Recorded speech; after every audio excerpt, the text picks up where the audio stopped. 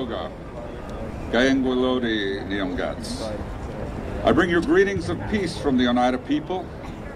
My name is Gayengwilodi, but I'm also known as Ray Halbritter. I'm here today really because of many others who have really paved the path here, and I was wise enough, and hopefully we all wise enough to follow their lead. But Suzanne Schoen-Harjo, Amanda Blackhorse, the Minnesota Tribal Leadership, Clyde Bellacourt, and many others have really made this effort for so many years, and we stand on their shoulders. But thank you all for being here today. It's truly an honor to be here in Minnesota and see such a beautiful sight of all our brothers and sisters here standing up together against this inequality, this racism.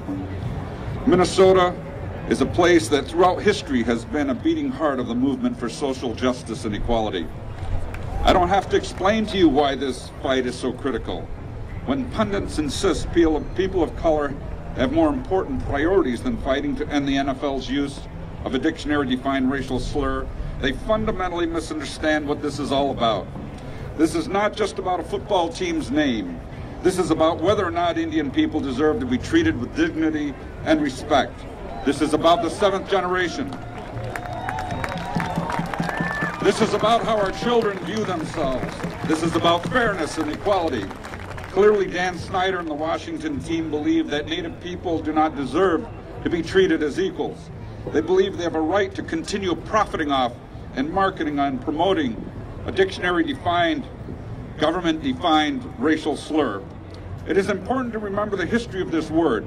This is the word that was screamed at our ancestors as they were dragged at gunpoint off their lands.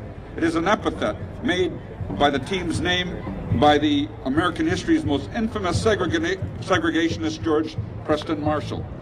The bad news for Mr. Snyder and the good news for America is that his desire to systematically denigrate people of color is no longer seen as acceptable by an increasingly diverse country. In the last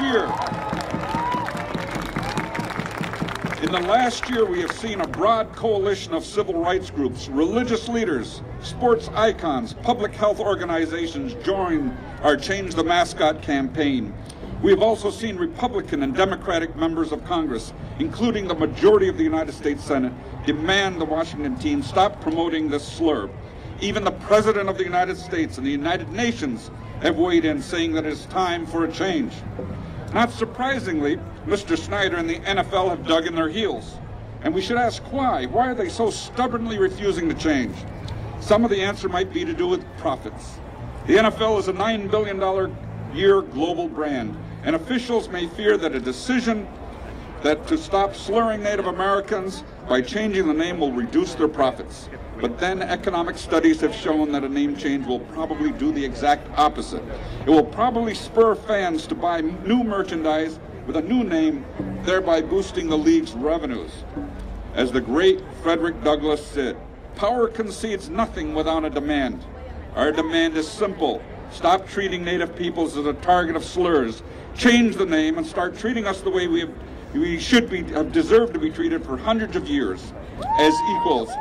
Our demand is simple. Simple respect. Stop treating Native people as a profit center and a target of slurs, and respect us the way we deserve to be respected. Respect our elders who are our past. Respect our people who are our present.